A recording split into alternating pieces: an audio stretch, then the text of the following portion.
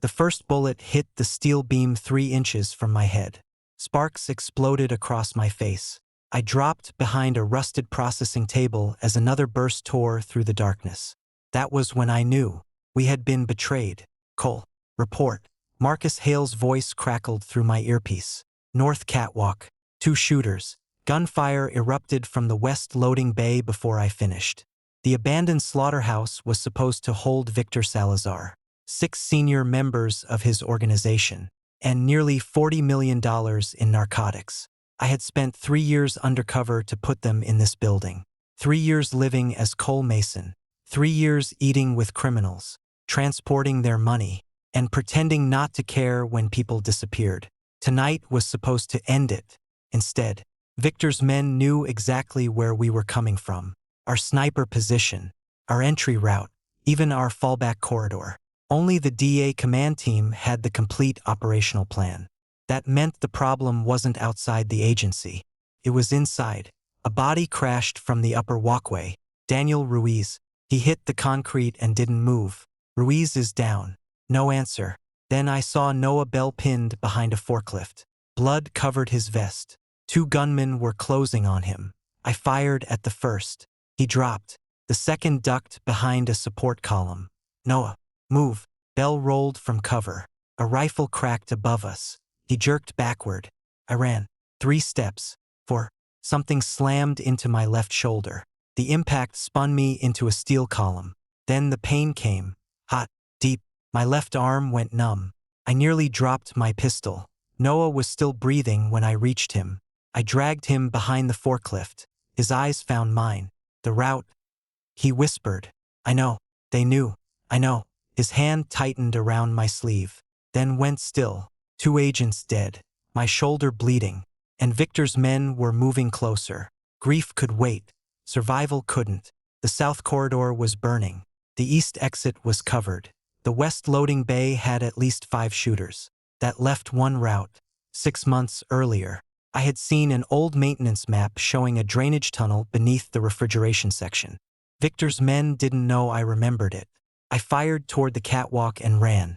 Bullets punched into the walls behind me. I reached the freezer door. Locked. I shot the mechanism and kicked it open. Behind it was darkness. I went in. The tunnel was barely wide enough for my shoulders. Black water covered my boots. Left, 30 feet. Right at the broken pipe. I followed the map from memory. Behind me, metal screamed. They had found the entrance. At the end of the tunnel, I forced open a corroded service grate and rolled into the night. A black transport truck sat behind the building. Engine running. Driver gone. I climbed in. Gunfire followed me across the yard. The rear window shattered. I kept driving. My radio came alive. Ethan, respond. Marcus. My hand moved toward it, then stopped. If Victor knew our tactical routes, he might know our communications too. I ripped the receiver from the dashboard. The official extraction point was east, so I drove north. 10 minutes later, the temperature warning flashed red. The truck had taken rounds through the radiator. I left the highway and followed a dirt road beside the railroad tracks until the engine finally died. Steam rolled from beneath the hood. I climbed out. My knees almost folded. Blood had soaked my shirt. No backup. No secure radio. No idea which DA commander had sold us out. I searched the cab before leaving. Under the passenger seat was an old emergency kit. Inside were bandages, antiseptic, and a black prepaid phone. I froze. I had hidden it there months ago and forgotten about it. The battery showed 12%. Calling the DA was impossible. Until I knew who the traitor was. Every official number was a risk. But there was one person outside the agency. One person who had known Ethan Carter before Cole Mason existed. My wife, Claire. I opened the contacts. Her name appeared on the screen. After 3 years surrounded by liars, criminals, and informants, there was still one person in the world I believed would never betray me. My thumb hovered over her name. Then I pressed call. Claire answered on the 3rd ring. Ethan. Hearing my real name almost made me close my eyes. Almost. I'm alive. She sucked in a breath. Oh my God. Where are you? Somewhere safe. That was a lie. I had left the dead truck 10 minutes earlier and found shelter inside an abandoned machinery warehouse beyond the railroad tracks. Half the windows were broken. The south loading door hung crooked on one hinge. An old water tower stood beyond the weeds. Safe was relative. Are you hurt? I've been better. Ethan. That tone. 8 years of marriage had taught me what it meant. Tell me the truth. Gunshot. Left shoulder. Claire was an emergency nurse. Her questions came immediately. Entry and exit. Through and through. Bleeding. Controlled. I set the phone on an overturned toolbox and pulled open the emergency kit. My left arm barely worked. Every movement sent heat through my shoulder. I cleaned the wound, packed it, and tightened a pressure bandage with my teeth and right hand. Then I checked my weapons. 1 pistol, 9 rounds, no rifle, no backup. Where exactly are you? Claire asked. I can't tell you that. Someone inside the DEA sold us out. Silence. What? They knew everything. I looked toward the broken windows. Our entry points. Sniper positions. Extraction route. 2 agents are dead. Ethan. Her voice broke. For a moment, she sounded exactly like the woman I had married. Then she asked, what kind of place are you hiding in? Old machinery warehouse. Does it have a name? I glanced toward the faded sign visible through the loading door. Red Creek Machinery. I heard movement on her end. I assumed she was sitting down. I didn't know she had opened our family location app. A blue dot appeared on her screen. Mine. Months earlier, I had linked the backup phone to the same account as my personal devices, then forgotten about it. Can anyone find you there? She asked. Probably not. Probably. Claire. I'm scared. If something happens and I have to send help, I need to know where you are. The explanation made sense, especially coming from a nurse. There are railroad tracks east of the building. A highway. Not close. What about landmarks? I looked outside. Old water tower west side. Her questions kept coming. Soft, careful, wrapped in concern. Can you defend yourself? Yes. You said you were shot. I can still shoot. How much ammunition do you have? I hesitated. 9 rounds. Only 9. I've survived with less. That answer seemed to calm her. At least, I thought it did. Is Marcus coming? I haven't contacted him. Why not? Until I know who betrayed us. I trust nobody inside the operation. Nobody. I leaned against the wall. Blood loss was catching up with me. My vision blurred for half a second. No. Then I looked at her name glowing on the phone. Right now. You're the only person I trust. Claire stopped breathing. Just for a second. When she answered, her voice was shaking. I love you. I love you too. I meant it. That was the worst part. I'll call when I can. Ethan. Yeah. Please come home. I will. I ended the call. Then I shut the phone off to preserve the remaining battery. I never saw what happened next. Claire sat at our kitchen table staring at the location map. The call recording was saved beside it. Ryan Blake had been messaging her for almost an hour. They know Ethan is DEA. They think he has evidence. If I don't help them, they'll kill me. Claire stared at his last message. Her hands trembled. She knew Ryan was connected to dangerous people. She knew what the information could be used for, but she told herself the same thing again. Ethan was trained. Ryan wasn't. Ethan always survived. Ryan might not. She took a screenshot of my location, then typed beneath it, Red Creek Machinery, Railroad East, Old Water Tower West, gunshot wound in left shoulder, alone, no backup, 1 pistol, 9 rounds. Her thumb hovered over send. For several seconds. She did nothing. Then she pressed it. Ryan received the message. He forwarded it immediately. Victor Salazar read every line. His reply contained only one instruction. Keep her phone on. We're going to pick up her husband. 40 minutes after I called my wife. The crickets stopped. I opened my eyes. I had been sitting against an old hydraulic press, trying to slow my breathing. The warehouse had been noisy all night. Whined through broken windows. Insects in the weeds. Freight trains beyond the eastern wall. Now, nothing. I stood. Pain ripped through my left shoulder. The bandage was already wet again. I ignored it.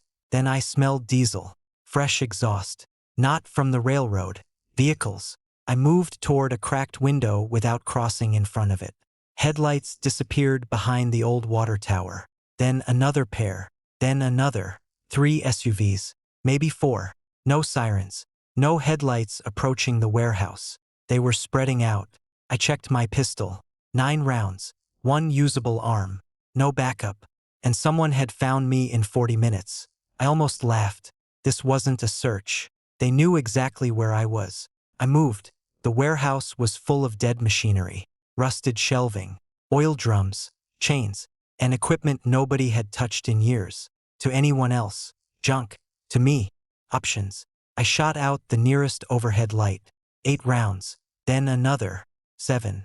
Half the warehouse went dark. I dragged a steel chain through the base of a tall storage rack and secured it to an old forklift. My shoulders screamed with every pull. I found a half-full diesel container near the maintenance bay and poured a narrow trail across the concrete. Not enough to burn the building. Enough to make one doorway expensive. Outside, car door closed. Then another. I moved behind the hydraulic press. A voice came from the darkness. Cole Mason, not Ethan Carter. Interesting. Come out. I stayed silent. We know you're hurt. My grip tightened. Left shoulder. I stopped breathing. That information wasn't visible from outside. Then the voice added, "You've got 1 handgun." A pause. Less than 10 rounds. Something cold settled in my stomach. They knew. The injury. The weapon. The ammunition. Everything I had told Claire. No. I pushed the thought away. Not now. Survive first. Understand later. A shadow crossed the side entrance. I fired once. The man dropped behind the doorframe with a scream. 6. Gunfire erupted. I moved before they could fix my position. Bullets tore through the hydraulic press. I reached the forklift and kicked the release. The machine rolled several feet. The chain snapped tight. The storage rack crashed across the center aisle. 2 men jumped backward. Their formation broke. I fired twice. 5, 4. 1 went down. The other disappeared behind an engine block. They expected a wounded man hiding in a corner. So I refused to stay in one. Someone entered through the maintenance door. I struck a road flare against the floor and threw it into the diesel. Fire rolled across the entrance. A man cursed and stumbled back. I moved again. 3 rounds left. My left arm was almost useless now. Blood ran down my side. Footsteps came behind me, too close for a gun. I turned as the first man rushed around the machine. He grabbed my injured shoulder. White pain exploded through my vision. I drove my forehead into his nose. He staggered. I trapped his gun wrist against the steel frame and hit his throat with my right forearm. He folded. The second man came from my blind side. I ducked the first punch. The second caught my ribs. Something shifted inside my chest. I nearly went down. He reached for me again. I stepped inside his arms, drove my knee into his thigh, then slammed his face into the edge of the workbench. He dropped. I took his pistol. Better. But the room tilted when I straightened. Too much blood. A metallic object bounced across the floor. Flashbang. I turned away. Too late. White light swallowed the warehouse. The blast hit my skull like a hammer. Sound disappeared. I dropped behind the workbench. Shapes moved through the smoke. I fired toward the nearest one. Someone fell. Another man rushed me. I hit him with the pistol. Once, twice. He grabbed my wounded arm. My knees buckled. I broke his grip and drove him backward. Then electricity ripped through my body. Taser. My muscles locked. I hit the floor. The wires pulled loose. I tried to rise. A boot struck my ribs. I caught the ankle and twisted.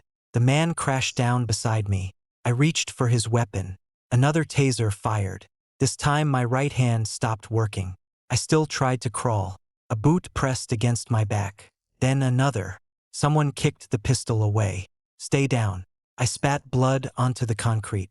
Make me. A shadow moved beyond the men surrounding me. Clean shoes. Tailored pants. Not cartel muscle. The man stepped into the emergency light. Ryan Blake. I knew him. Claire's college boyfriend. The man she had once described as ancient history. Ryan stared down at me. He looked nervous, almost ashamed. That frightened me more than the guns, because suddenly, every question Claire had asked made sense. The warehouse, the railroad, the water tower, my shoulder, my ammunition. Ryan looked away first. Someone hit me behind the head. Darkness. I woke on concrete. My wrists were bound. My mouth tasted like blood. Metal bars surrounded me on every side. The cage was so low I couldn't stand. Across the room sat a man I had spent 3 years trying to arrest. Victor Salazar. He held a phone. You caused me a great deal of trouble. Agent Carter. I said nothing. Victor smiled. Not angry. Satisfied. I imagine you're wondering how we found you. He turned the screen toward me. A screenshot. A map. A blue location marker. My location. Below it was a message. Red Creek Machinery. Railroad East. Old Water Tower West. Gunshot wound in left shoulder. Alone. No backup. 1 pistol. 9 rounds. I stared at the screen. Victor watched my face. Then he tapped play. Static filled the room. And my wife's voice came through the speaker. He only has 1 handgun. A pause. He said 9 rounds. The cage suddenly felt very small. Victor leaned back. Your wife was extremely helpful. Victor let the recording play twice. The first time, I listened to Claire's voice. The second time, I listened to everything behind it. A refrigerator humming. A kitchen clock. A message vibration. Then silence before she gave Ryan my ammunition count. She had not panicked and blurted something out. She had collected information, organized it, sent it. Victor watched me through the bars. He was waiting for anger, maybe grief. I gave him neither. You should have killed me at the warehouse, I said. His smile widened. Dead men answer very few questions. He stood and walked closer. Where is your evidence? I leaned against the back of the cage. Which evidence? One of the guards unlocked the door. 2 men dragged me out. My left shoulder had stiffened during the ride. When they pulled my arms behind me, the wound opened again. They tied me to a steel chair beneath a white light. Victor remained outside the brightest part of the room. Names, he said. Other agents inside my organization. I worked alone. He nodded to the guard on my right. The first punch landed beneath my ribs. Pain spread through my chest. The second struck the same place. They knew how to hurt without ending the conversation. Your handler, Victor said. I looked at him. Never met him. Another punch. This time I heard something click in my ribs. I lowered my head and breathed through it. 4 guards in the room. 2 armed. 1 at the door. 1 standing behind the chair. The camera above Victor rotated every 7 seconds. Slow left. Pause. Slow right. 7 seconds. Useful. The next blow split my lip. Victor asked about safe houses, backup files, informants. I gave him nothing, but each time they moved me, I learned something. The interrogation room was 1 corridor from the cages. The corridor turned right twice before reaching a stairwell. The air was warmer near the second turn. Generator room or mechanical space. When they dragged me back, I counted footsteps, 32 from the chair to the cage. The guard on my left dragged 1 foot. Old knee injury. He carried his keys on the front of his belt. The other guard kept touching the pistol beneath his jacket. Nervous. Nervous men made mistakes. They threw me into the cage. The door slammed. The lock clicked once. Not a padlock. A sliding bolt with an external latch. I lay still until their footsteps disappeared. Then I examined the cage. 6 feet long. 3 feet high. Welded steel bars. Concrete floor beneath it. No room to stand. Barely enough room to turn without twisting my shoulder. The cage had been built for fighting dogs, not men. A drain sat beneath the far corner. Rust covered the lower frame. I pressed my right hand against 1 vertical bar. Solid. The next one. Solid. The third shifted. Barely. Less than half an inch. I stopped immediately. Not weak enough yet, but weaker than the others. That mattered. The lights never went off. Every time I began to sleep, a guard struck the bars with a baton. Metal rang through my skull. Water came twice a day. Half a cup. Food came once. Bread too dry to swallow. By the second night, thirst hurt more than my shoulder. By the third morning, the wound smelled wrong. Infection. Victor returned 3 times. Each session followed the same pattern. Questions. Pain. Silence. But the route changed once. They took me past a second stairwell. I heard phones ringing above us. Men speaking English and Spanish. An office level. Victor's main workspace was somewhere upstairs. During the fourth interrogation, one guard complained about carrying fuel downstairs every night at 3. The other told him to shut up. 3 in the morning. Generator refill. Another pattern. Back in the cage. I waited until the camera turned away. 7 seconds. I wrapped my fingers around the loose bar and pulled once. It moved. I released it before the camera returned. 7 seconds later, I did it again. Not enough to show. Enough to test the rust. I did that every hour. Small pressure. No noise. No visible change. They thought the cage was breaking me. It was teaching me. Guard rotation. Camera timing. Stairwell position. Generator schedule. Weapon habits. Every bruise bought information. Every question revealed what Victor did not know. On the third night, the limping guard brought water. He crouched beside the cage and shoved the cup through the bars. A plastic access card swung from his belt. Blue stripe, white lettering. I kept my eyes on the water, but I read the card in the reflection on the metal cup. Second floor server room. The guard stood and walked away. I waited for the camera to turn. Then I placed my hand around the loose bar again. For the first time since the warehouse, I smiled. Victor came back the next afternoon with a laptop. That was different. No guards dragged me to the interrogation room. No steel chair. No questions about agents or evidence. He simply placed the laptop on a folding table outside the cage and turned the screen toward me. "Your wife wants to see you." I said nothing. Victor opened the call. Claire appeared on the screen. For a second, she didn't recognize me. Then her face changed. "Ethan." Her voice cracked. I was sitting inside a dog cage. My shirt was dark with dried blood. My left arm rested uselessly against my side. One eye was swollen, and the cut across my mouth had reopened that morning. Claire covered her mouth. Oh my God. Behind her, someone moved. Ryan. I only saw part of his shoulder, but it was enough. Claire turned toward him. "You said they were going to talk to him." Ryan lowered his voice. "Claire, you said they weren't going to hurt him." Victor smiled beside the laptop.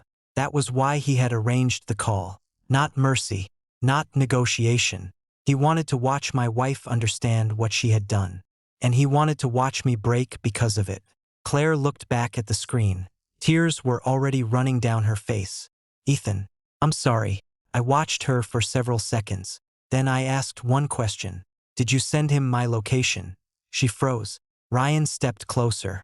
"Claire, don't let her answer." My voice wasn't loud. It didn't need to be. Claire swallowed. "Yes." The screenshot from the family location account. "Yes." The warehouse sign. Her eyes dropped. "Yes." The railroad tracks. A pause. "Yes." The water tower. She started crying harder. "Yes." I shifted slightly against the steel bars. Pain moved through my ribs. I ignored it. My shoulder wound. "Ethan, did you tell him where I was wounded?" "Yes." "How much ammunition I had?" She closed her eyes. "Yes." The room became quiet. Even Victor stopped smiling. Claire shook her head. "I didn't know they would do this. You knew Ryan was dealing with dangerous people. I thought they wanted the files. You recorded our call." She had no answer. "You asked questions." I continued. "You checked the location. You took screenshots. You counted my ammunition. You sent everything to Ryan." Each sentence made her look smaller. "I was trying to save him," she whispered. I looked past her toward Ryan. There it was. The truth beneath every excuse. Not confusion. Not an accident. A choice. Actually, several of them. "You didn't make one mistake, Claire." She looked at me. "You made a series of decisions." Her face collapsed. "I thought you could handle it." That hurt more than I expected. Not because it surprised me, because I understood exactly what she meant. I had survived raids, shootings, 3 years undercover. I had spent our marriage teaching her that no matter what happened, I would come home. Eventually, she had turned that belief into permission to risk my life. "You thought I could survive." I said, "Yes." "So you gambled my life to save his." "No, Ethan, that's not." Ryan finally stepped fully into view. "Enough." His voice had changed. The gentleman Claire thought she knew was disappearing. You want out of that cage? He asked me. Give Victor what he wants. I looked at him. What exactly does Victor want? The evidence. What evidence? The files your people moved before the raid. Interesting. I let my expression remain blank. Ryan continued. The backup from the slaughterhouse operation. The one that was supposed to go through extraction point Delta 7. Everything inside me stopped. Not visibly. Never visibly. But my mind locked onto those two words. Delta 7. Claire was still crying. Victor was watching me. Ryan kept talking. None of them understood what had just happened. Delta 7 wasn't written in the field briefing. It wasn't transmitted over operational radio. It wasn't known to undercover personnel until extraction was activated. Only the regional command group and 3 senior operations supervisors had access to the complete contingency map. Ryan Blake could not know that designation, unless someone had told Victor, someone inside DEA command. The slaughterhouse had not fallen because Victor had good intelligence. Someone had handed him the operation, positions, timing, backup routes, extraction points, everything. 2 agents had died because of it. Victor leaned toward the screen. Last chance. Ethan. I looked at Claire. She was saying something, begging me. Maybe. I barely heard her anymore. For 3 days, I had been looking at the wrong betrayal. Claire had given them the warehouse, but someone else had given them the entire operation. And that person was still wearing a badge. Victor ended the call. The screen went black. He studied me. Nothing to say. I looked at the laptop, then at him. For the first time since I had entered the cage, I understood why Victor hadn't killed me. He wasn't only afraid of what I knew. He was afraid of what his own people knew. And somewhere inside my agency, someone was afraid of him too. I leaned back against the bars. You have a bigger problem than me. Victor's expression changed slightly. What problem? I smiled. The man selling you DEA intelligence. Silence. Victor stepped closer. I lowered my voice. He's preparing to betray you. For the first time since I had met Victor Salazar, the smile disappeared from his face. And that was when I knew. The cage was no longer my prison. It was my command post. Victor didn't leave. That told me enough. A secure extraction code had leaked from DEA command. Victor knew I had noticed. Now he had 2 choices. Kill me, or find out how much I knew. He chose the second. Who told you someone was betraying me? No one. Victor stared through the bars. I shifted my weight carefully. My ribs protested. You just told me. His eyes narrowed. I nodded toward the black laptop. Delta 7. Nothing changed in his face, but his right hand stopped moving. There. You knew what it meant, I said. Victor remained silent. Ryan didn't. That wasn't entirely true. But truth worked best when mixed with something the other man already feared. Ryan repeated a phrase someone gave him. He had no idea he was exposing your source. Victor stepped closer. And you think that source is betraying me? I think he's afraid. Of what? Of you. Victor almost smiled. I leaned my head against the bars. 2 federal agents died at that slaughterhouse. An operation that size doesn't disappear quietly. I watched him. Someone will review it. Someone will compare deployment orders. Someone will ask why backup was delayed. Someone will ask who had Delta 7. Victor's expression stayed calm. His silence didn't. I continued. Your man inside DEA has one problem now. You. Victor crouched. You expect me to believe a government official is suddenly developing a conscience. No. I smiled. I expect him to protect himself. That landed. Greed was understandable to Victor. Self-preservation even more so. If investigators get close, I said, he needs a dead cartel boss and a dead undercover agent. Then the story becomes simple. Victor Salazar discovered Ethan Carter was DEA. He killed him. The slaughterhouse operation collapsed because the undercover agent made a mistake. Case closed. Victor stood. For the first time, he looked toward the stairwell instead of me. I had given fear a direction. Now I needed another target. Ryan arrived that evening. Alone. Victor wasn't with him. Good. Ryan stopped outside the cage. You look terrible. I laughed once. It hurt. He smiled. Claire chose me. Ethan. There it was again. He needed that sentence to matter. So I let him believe it did. You should leave. His smile weakened. What? Tonight. Ryan looked toward the corridor. Victor knows someone leaked Delta 7. His face changed. Small. Fast. Enough. I don't know what you're talking about. Maybe. I moved closer to the bars. But Victor doesn't need proof. Ryan said nothing. He needs someone to blame. You're the prisoner. For now. I looked at him. You move his money. You know his routes. You know his accounts. And now you know his DEA contact. Ryan's jaw tightened. I lowered my voice. Men like Victor don't retire people. They erase them. Ryan walked away without another word. But 20 minutes later, I heard him upstairs arguing with someone about vehicle keys. Second piece moving. The next morning, Victor brought the laptop again. Claire appeared. She looked worse than before. No makeup. Red eyes. Ryan wasn't behind her this time. Victor stood beside the cage. Convince him. Claire looked at me. Ethan. I waited. I was wrong. Victor's expression told me this wasn't the conversation he wanted. So I gave him one.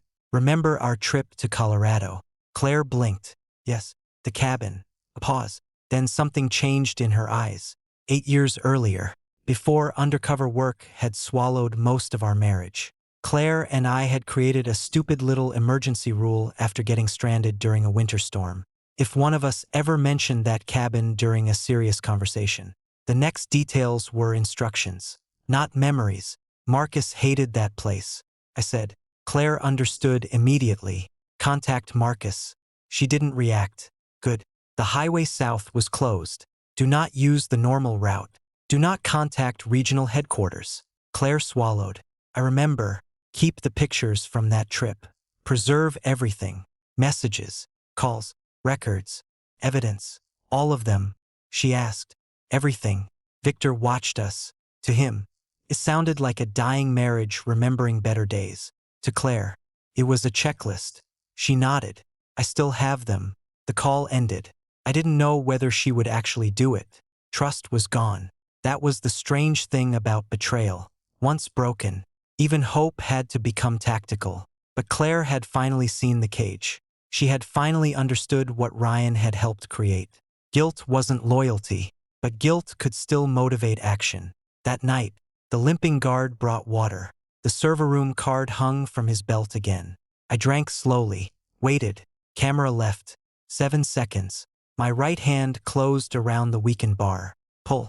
Pain shot through my shoulder. The rust gave slightly. I stopped. Camera returned. 7 seconds later. Again. The weld made the faintest sound. Not broken. Close. Very close. Miles away. Claire waited until Ryan showered. His phone sat charging beside the bed. She knew the passcode. She had watched him enter it 100 times. She opened his recent calls. Most were names she didn't recognize. One number appeared repeatedly. No contact name. She opened the call history. Then the saved voice messages. Ryan had kept one. Maybe as insurance. Maybe because cowards liked having leverage. Claire pressed play. A man's voice filled the room.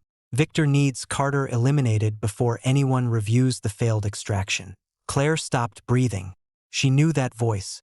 She had heard it at DEA ceremonies, at award dinners, once in our own home. Thomas Grant, DEA Regional Deputy Director. She forwarded the recording to Marcus Hale, then deleted the sent message. Across town, Marcus listened to it twice. The first time, he heard Grant's voice. The second time, he heard the sentence, Carter eliminated. Marcus looked at the DEA contact list on his screen, then closed it. He did not call headquarters. He did not notify regional command. He did not request authorization. Instead, he picked up a secure phone and dialed a number almost no field agent ever wanted to call. The Office of Professional Responsibility. When someone answered, Marcus said 5 words. We have a compromised command. Back inside the cage, I wrapped my hand around the loose steel bar. I didn't know Marcus had received the message. I didn't know Claire had found the recording. I didn't know Grant's name yet, but I knew one thing. Victor was watching his allies. Ryan was planning his exit. Claire had been given a path to make one correct choice, and the bar in front of me moved almost an inch. The board was set. Now I just needed Victor to make one mistake. Open the cage. Victor made his mistake at 2:17 the next afternoon. I heard 4 sets of footsteps coming down the corridor. Not 2, 4. That meant this wasn't water. It wasn't food. And it wasn't another conversation through the bars. The limping guard appeared first. Behind him came the nervous one who always touched the pistol under his jacket. 2 others followed. Victor stayed at the end of the corridor. He didn't come closer. Smart. Take him upstairs, he said. The limping guard unlocked the cage. For 5 days, I had waited for that sound. Metal sliding against metal. The door opened. I didn't move. One guard crouched. Come on. I looked at him. My legs aren't working. He grabbed my shirt. Then we'll carry you. Good. They dragged me out. The first thing I felt was pain. My knees hit concrete. My left shoulder burned so badly that my vision blurred for half a second. 5 days inside a cage 3 feet high had shortened every muscle in my body. Standing wasn't freedom. Standing was agony. I let them see it. More importantly, I let them believe it. The nervous guard laughed. This is the guy who killed 3 men at the warehouse. Not anymore, the limping guard said. They cuffed my wrists in front of me. That was Victor's second mistake. Behind the back would have made me easier to control. In front gave me 12 inches of steel chain. Not much. Enough. They pulled me upright. My legs shook. Some of it was real. I exaggerated the rest. We started toward the stairwell. 32 steps from the cage to the old interrogation room. I already knew that. Second turn. Warmer air. Mechanical room behind the wall. Then the narrow corridor before the stairs. That was where I needed them. The hallway was barely wide enough for 2 men shoulder to shoulder. Concrete wall on the left. Exposed pipes on the right. No clean shooting angle from the rear. 7 more steps. 5, 3. I let my right knee collapse. I hit the floor hard. The guard behind me cursed. Get him up. The limping guard bent down. Exactly what I wanted. I moved. Both hands came up. The chain between my cuffs caught beneath his chin. I pulled backward and turned. Not with my left shoulder. With my hips. His body came between me and the others. The nervous guard reached for his pistol. I drove the limping guard into him. 3 bodies hit the wall. The third guard tried to move around them. No space. That was the point. I kicked his knee. He dropped. The fourth man went for his gun. I shoved the limping guard directly into his line of fire. He hesitated. Half a second. Half a second was enough. I trapped the nervous guard's wrist against the wall and slammed it once. The pistol fell. I caught it with my right hand. My left arm was almost useless, so I didn't try to fight like I had to. I fired once into the ceiling. The sound exploded through the corridor. Everyone froze. I drove the pistol into the fourth guard's face. He fell backward. The man at my feet grabbed my ankle. I kicked free. Pain tore through my ribs. My balance disappeared. I hit the wall shoulder first. Wrong shoulder. White light flashed across my vision. For a second. Couldn't breathe. The nervous guard saw it. He charged. I stepped sideways. Used his momentum. His head hit the exposed pipe. He dropped. 12 seconds. Maybe 15. Felt like a minute. For guards were down. I wasn't winning because I was stronger. I was winning because I had already fought this hallway 100 times inside my head. I grabbed the keys, unlocked the cuffs, then took the nervous guard's pistol and 1 spare magazine. I checked it. 11 rounds. Not enough for a war. Enough for a plan. Someone shouted upstairs. Boots moved. Many of them. I ran toward the rear corridor. Slowly. Too slowly. My left arm bounced against my side with every step. My ribs made breathing difficult. I reached the back exit and fired twice into the metal door. Then I kicked it open. Cold daylight spilled inside. I stepped outside long enough to leave blood on the doorframe. Then I came back in. I took the limping guard's radio. Voices exploded through it. Carter's moving west. Back lot. Get the vehicles. Seal the road. Perfect. I dropped the radio near the exit. Then I went the opposite direction. Not toward freedom. Toward Victor. Men rushed past the intersecting hallway 30 seconds later. I pressed myself behind a concrete support column. 6, then 3 more. 9 men chasing a wounded prisoner who wasn't there. Victor had built his organization around fear. That made his people predictable. Nobody wanted to be the man who told him Ethan Carter had escaped. So everyone wanted to be the man who caught me. I waited until the footsteps disappeared. Then I climbed the stairs. 1 floor.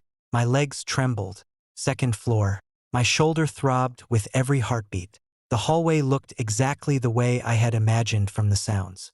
Offices, storage rooms, a security station, and at the far end, a blue-striped access panel. Server room. The card. I almost smiled, but voices came from around the corner. I moved into an empty office. Through the half-open door, I saw Victor walk past with 2 armed men. He wasn't calm anymore. He wasn't shouting. Victor didn't need to shout. "Lock the north gate," he said. "Check every vehicle." One man asked, "What about Blake?" Victor stopped. "Find him." There it was. Ryan's piece had moved too. Victor continued down the hallway.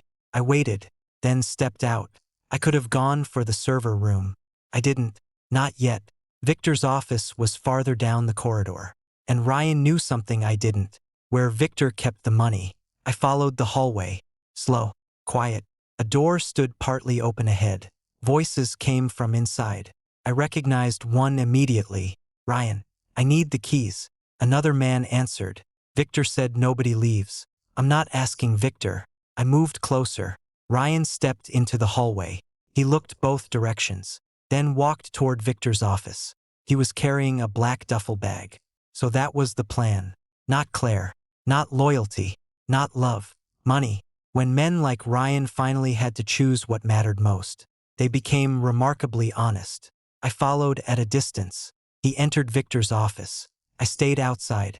Through the narrow opening, I saw him move behind the desk. He pulled a framed photograph from the wall. Behind it was a digital keypad. A safe. Ryan looked toward the door. I moved back into shadow. Then he entered the code. 6 digits. I watched his hand. 4, 9, 2, 7, 1, 6. The lock clicked. Ryan opened the safe. Stacks of cash filled the upper shelves. But I barely noticed the money. On the bottom shelf sat 3 encrypted drives, a ledger, and a black laptop with no network cable attached. Offline storage. Exactly where a man like Victor would keep the things he trusted no server to hold. Ryan reached for the cash. I watched from the darkness. For 5 days, Victor had kept me in a dog cage. He had beaten me, starved me, used my wife's betrayal as a weapon. He thought opening that cage meant I would run for my life. He was wrong. I hadn't escaped Victor's prison. I had entered his evidence room. And Ryan Blake had just given me the combination. Ryan filled the duffel bag with cash. He ignored the ledger, the encrypted drives, the black laptop on the bottom shelf. Ryan saw money. I saw evidence. His radio crackled. "Blake, where are you?" "Victor." Ryan froze. He switched off the radio, zipped the bag, and hurried into the hallway. I stepped back into the shadows. He passed without seeing me. The bag struck his leg with every step. He wasn't heading toward the rear exit. Too many guards were searching there. Instead, he moved toward the east stairwell, the quieter route, probably where Claire was waiting. I considered following him. Only for a second. Ryan could run. The evidence couldn't. I entered Victor's office. The safe remained open. Cash filled the upper shelves. 3 encrypted drives, a handwritten ledger, and an offline laptop sat beneath it. I placed the laptop on the desk and opened it. Password required. I entered the safe combination.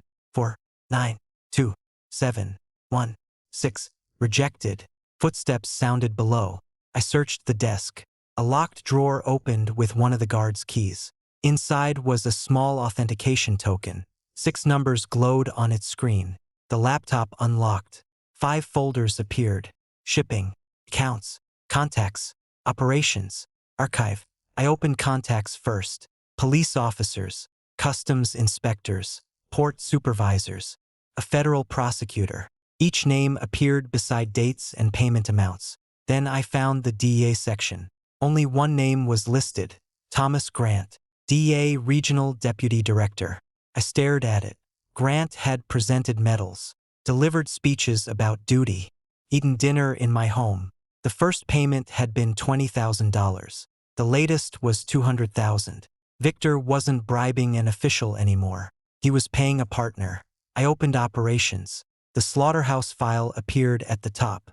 Audio recordings, deployment plans, backup schedules, a report prepared before the raid had even begun. I opened the first recording. Grant's voice filled the office. "Move Carter's extraction team to the eastern route." Victor replied, "That leaves him exposed." "That is the point." My hand tightened around the desk. The next recording had been made 6 hours before the operation. "Delta 7 will activate if the west route fails," Grant said. "And backup?" Victor asked. "I'll delay them 8 minutes." 8 minutes. That was why no one answered when Agent Morales requested support. Why Jenna Reeves died behind a refrigeration unit while I tried to hold off 3 gunmen. It hadn't been a communications failure. Grant had scheduled their deaths. Then I opened the prepared report. It blamed everything on me. Ethan Carter abandoned protocol. Ethan Carter exposed tactical positions. Ethan Carter compromised the extraction route. Grant had written the official lie before sending us inside. Anger rose through me, cold, controlled. I found an unused encrypted drive in the safe and connected it. Copying files. Estimated time, 5 minutes. Too long. Voices entered the hallway. I dragged a heavy bookcase away from the wall using my right arm. My left shoulder couldn't take the weight. Pain spread through my ribs with every movement. I placed the bookcase diagonally beside the office door. Not enough to stop anyone. Enough to force them through one narrow opening. Copy progress, 12%. A shadow crossed the frosted glass. The door opened. I fired into the ceiling light. Darkness swallowed the room. The first man rushed in. The bookcase forced him right. I caught his gun wrist and drove it into the desk. The weapon dropped. A second guard fired from the hallway. The bullet buried itself in the bookcase. I dropped behind the desk. Broken glass from a framed photograph lay on the floor. I angled one piece toward the doorway. 2 reflections. One man standing. One crouching. I fired toward the upper wall. The standing man pulled back. The crouching man looked toward the sound. I moved around the other side of the desk and struck him with the pistol. The first guard grabbed me from behind. He drove me into the wall. My wounded shoulder took the impact. White pain erased the room. My grip opened. The pistol fell. He reached for my throat. I trapped his wrist with my right hand and stepped behind his knee. No strength contest, just leverage. I sent him across the angled bookcase. Wood cracked beneath him. Copy progress, 49%. More guards were coming. I couldn't defend the office for another 2 minutes. So I moved the evidence. I took the laptop and drive and headed toward the security room. The second-floor corridor was almost dark. My breathing had become shallow. Blood warmed the inside of my shirt. At the far end stood the blue-striped access panel. The server card was still hanging from the limping guard's belt. He appeared near the stairwell. He raised his pistol. I shot out the light above him. He fired twice into the darkness. I moved along the wall and listened. Step, drag, step, drag. His injured leg gave away every position. When he passed the intersection, I came behind him. I trapped his gun wrist against the wall and struck the injured knee. He collapsed. I took the access card. The security room door unlocked. 12 monitors covered the wall. The front gate, rear lot, second floor, loading bay, basement cages. I connected the drive to the security computer. Copying resumed. 64%. On one monitor, 6 cages surrounded the one that had held me. Men and women sat inside them. Some were trafficking victims. Others were couriers who had tried to leave Victor. A security panel controlled every electronic lock. Victor had used cages to isolate people. I pressed release all. Red lights turned green. For 2 seconds, no one moved. Then one prisoner stepped out. He opened another cage. A woman grabbed a guard's baton. 2 men attacked the stairwell guard. The basement erupted. Victor's radio channel filled with shouting. Prisoners loose. Basement breach. Get everyone downstairs. Guards abandoned the gates. Others stopped searching for me. Victor's organization folded inward. Fear had built it. Now fear was destroying it. Copy progress, 92%. Movement on the east parking monitor caught my attention. Ryan stood beside a black SUV. The duffel bag was already inside. Claire faced him several feet away. She held a phone. Ryan pointed a pistol at her. Claire stepped back. Ryan moved forward. She shook her head. He knocked the phone from her hand, grabbed her wrist, and forced her toward the passenger door. 97%. I looked at the drive, then at the monitor. The files could expose Grant, clear my name, destroy Victor's network. Ryan shoved Claire into the SUV. 100%. Copy complete. I pulled out the drive. Ryan climbed behind the wheel. The SUV started toward the east gate. I had the evidence. I had opened the cages. I had a clear route out of the building. Then I watched Ryan Blake drive away with Claire at gunpoint, and I turned toward the stairs. I reached the east lot 30 seconds after the SUV disappeared. Running was impossible now. Each breath pulled against my ribs. My left arm hung close to my body, heavy and useless. A gray sedan sat near the loading dock with its driver's door open, keys in the ignition. Victor's men had abandoned it when the prisoners escaped. I got inside. The fuel gauge showed less than a quarter tank. Ryan's SUV had been idling in the parking lot before he left. I had seen exhaust drifting behind it on the monitor. He had money, a hostage, and not enough fuel for a long highway escape. That ruled out the interstate.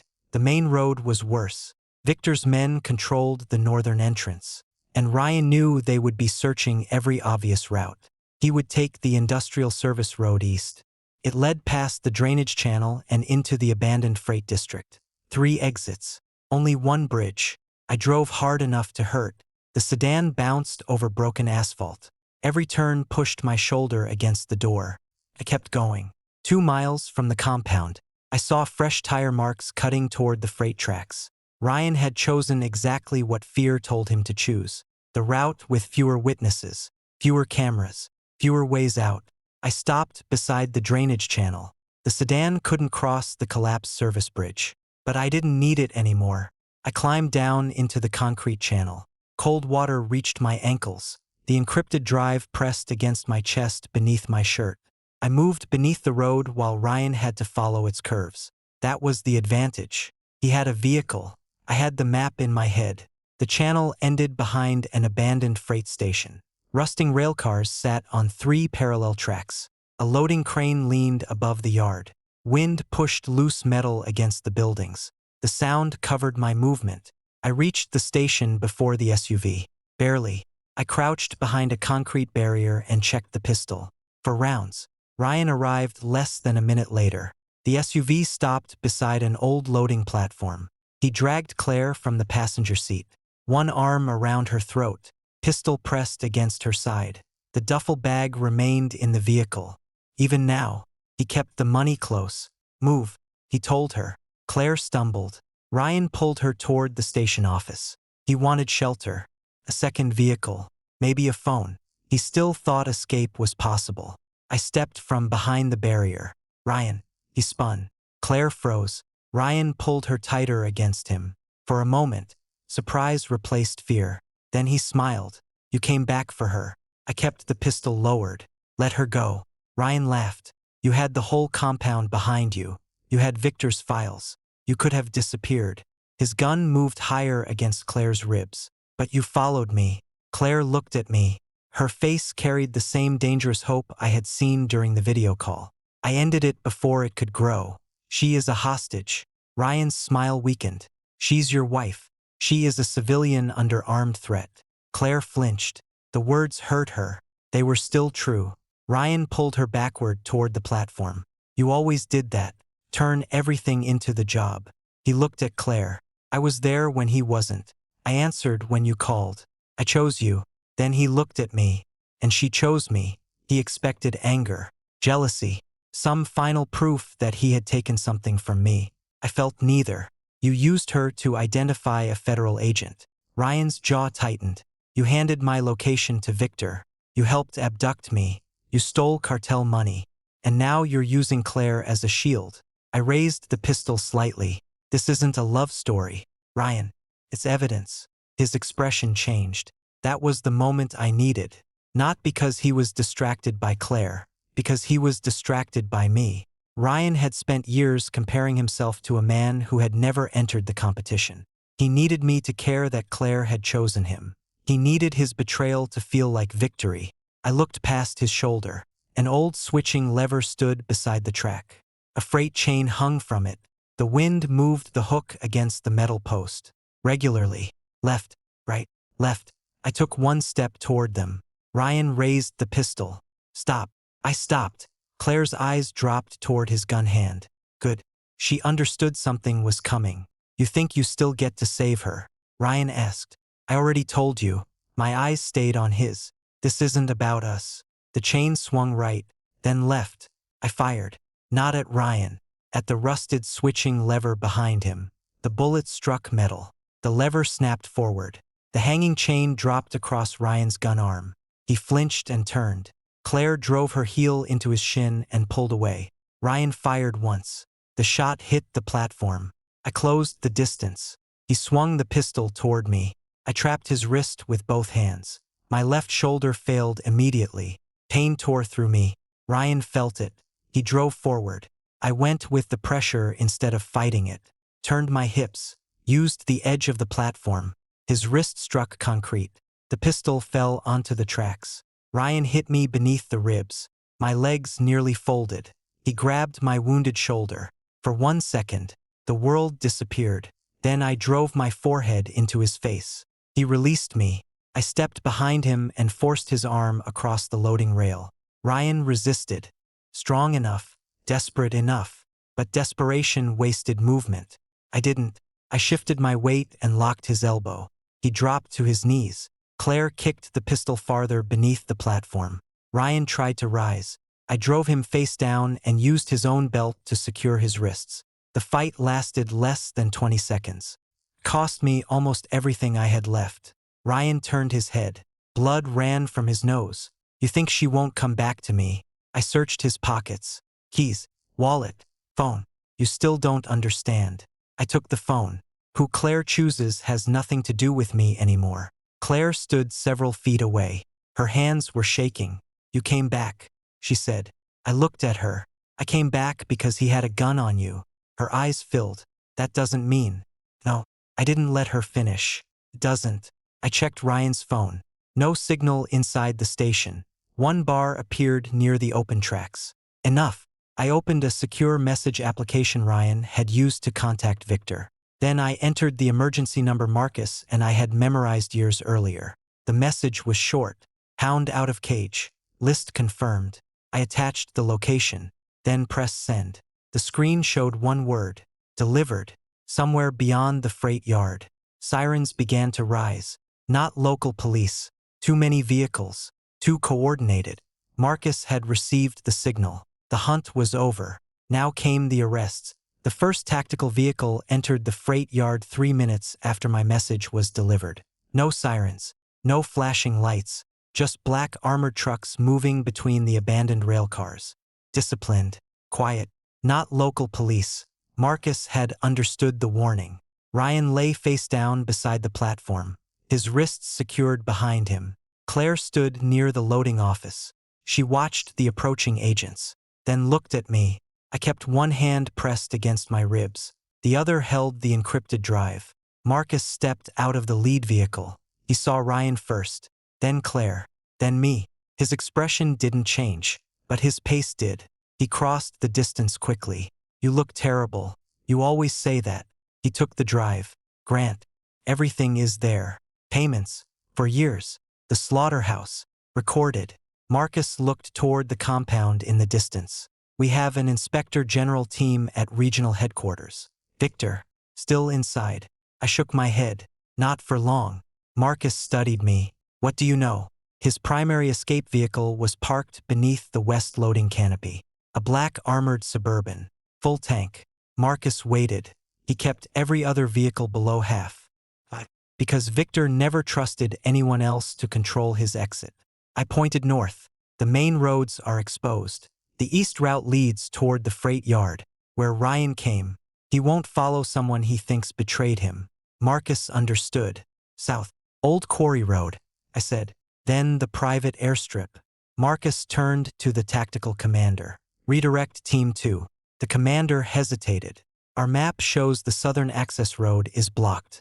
It was blocked 3 years ago, I said.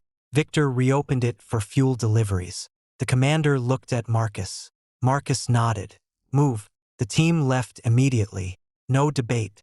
That was the difference between real trust and the kind Claire had destroyed.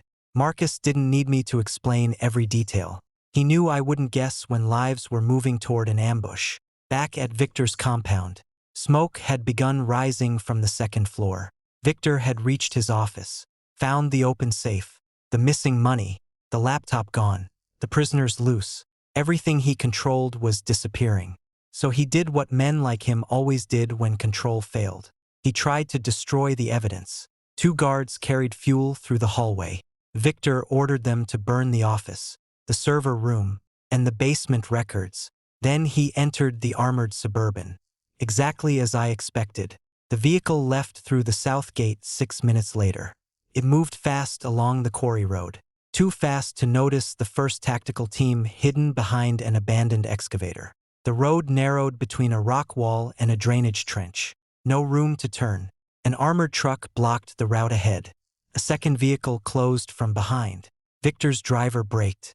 Agents emerged with rifles raised.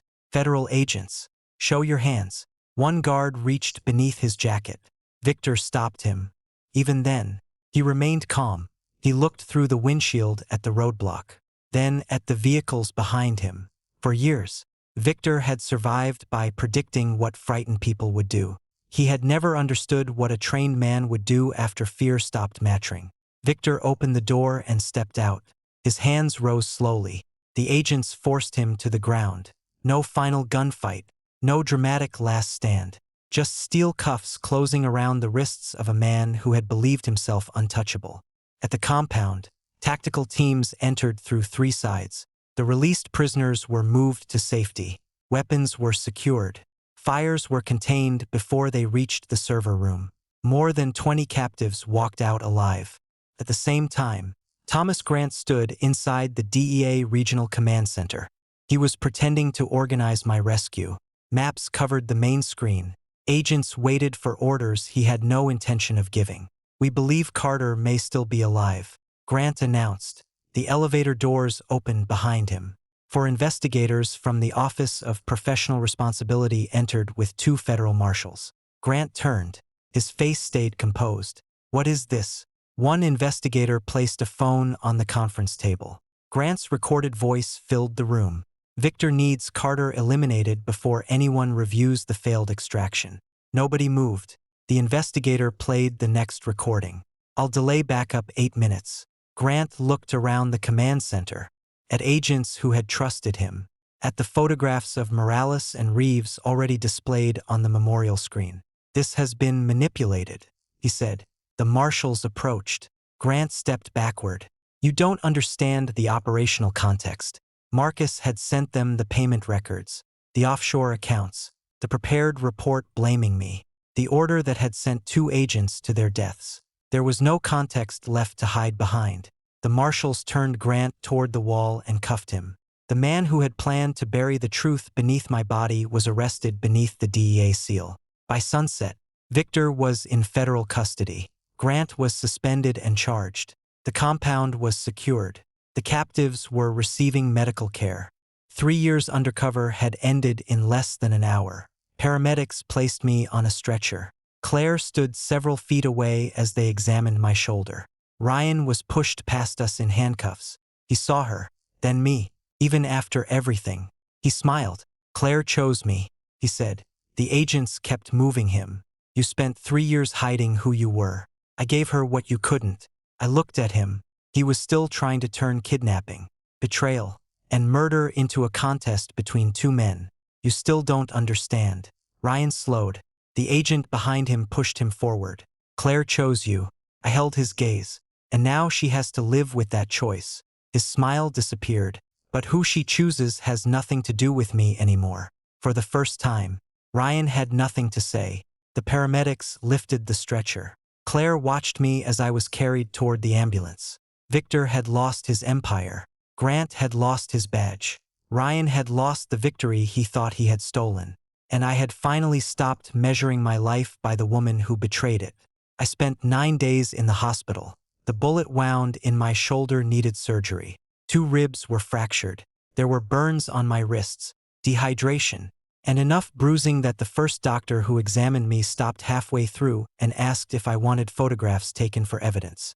I told him yes. Evidence mattered, even when you wished it didn't. Claire gave her statement on the 2nd day, then another on the 4th. She told investigators everything: the affair, Ryan's story about his debts, the questions he had asked about my work. The night I called from the warehouse, she admitted opening the family location app, taking the screenshot, recording our conversation, asking about the railroad tracks, the water tower, my wound, my ammunition. She admitted knowing Ryan would give that information to dangerous people. That part mattered. She hadn't known they would torture me, but she had known they were dangerous. There was a difference between not understanding the full consequences of a choice and not knowing the choice was wrong. Claire finally stopped pretending there wasn't. She also gave investigators everything she had taken from Ryan's phone: messages, call logs, account information, the recording that helped Marcus identify Grant. Her cooperation mattered. The prosecutors told her attorney that it would be considered. It didn't erase what she had done. It simply meant that, after helping create the disaster, she had finally helped stop it. She asked to see me 3 times. I refused the first 2. I agreed to the 3rd after I was discharged. Not at our house. I never went back there. We met at my attorney's office. Claire was already sitting across from the conference table when I entered. She looked smaller somehow. No makeup, hair pulled back, hands locked together. Her eyes moved immediately to the sling supporting my left arm, then to the fading marks around my wrists. She looked away. Ethan. I sat across from her. For several seconds, neither of us spoke. Then she whispered, "I'm sorry."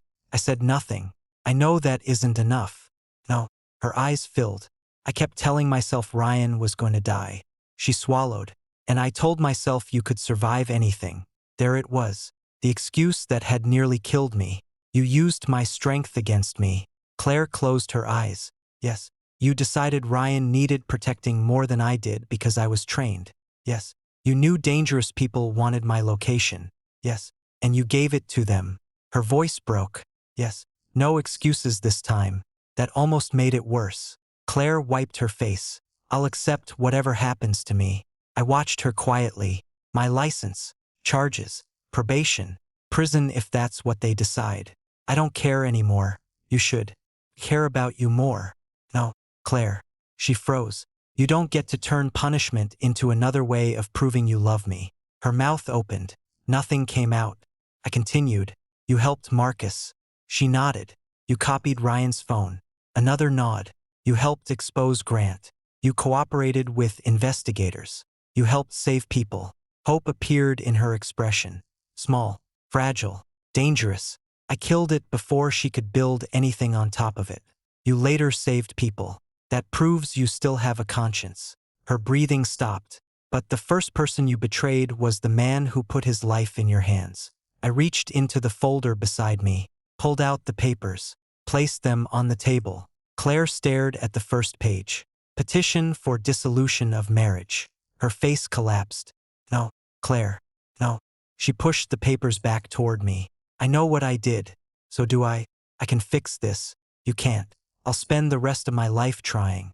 That isn't what I want. She looked at me as if I had struck her. You did the right thing afterward.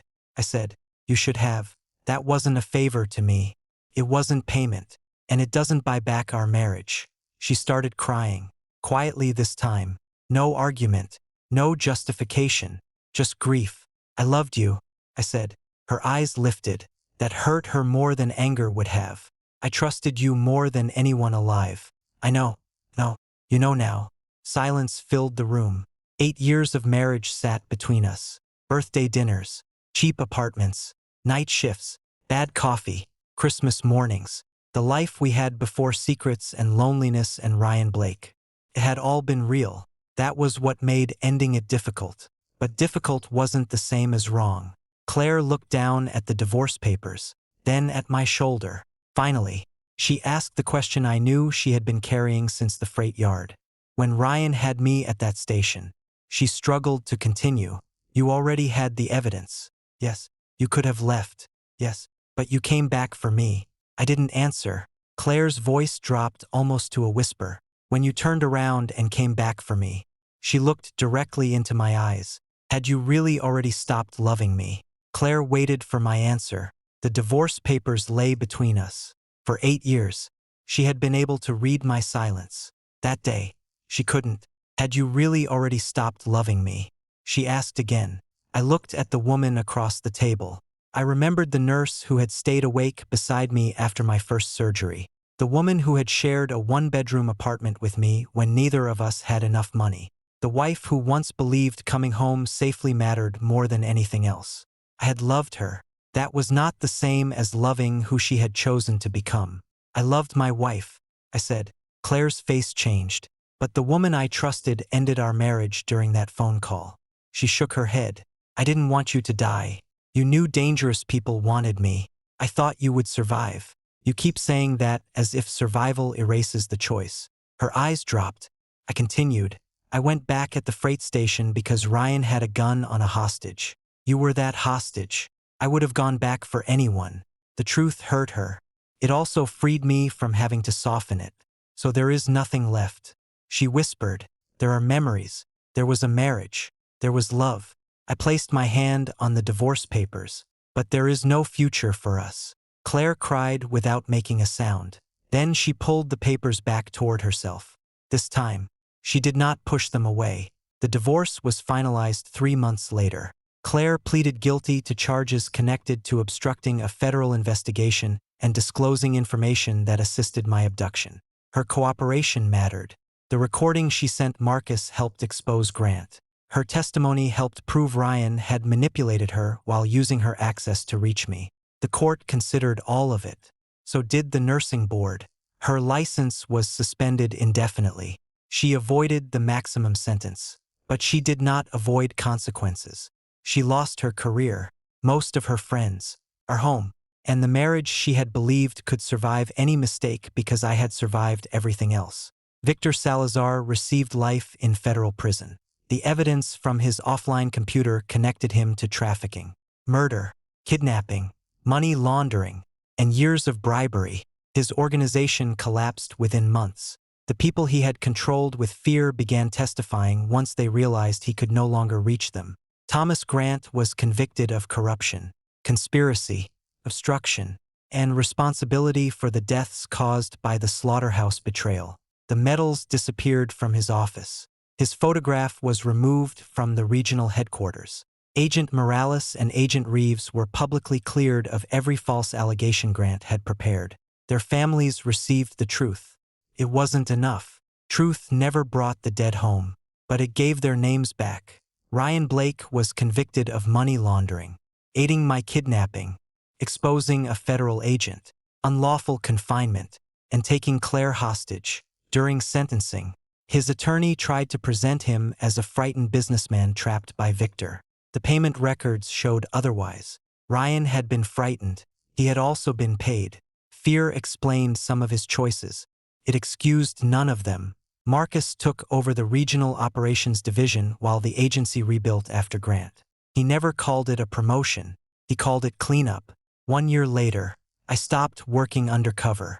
Not because I was afraid to return, because I finally understood that surviving a job did not mean I owed it the rest of my life. I became an instructor for undercover agents and tactical teams. On the first day of every course, I placed a photograph of the dog cage on the screen. No explanation, just rusted bars.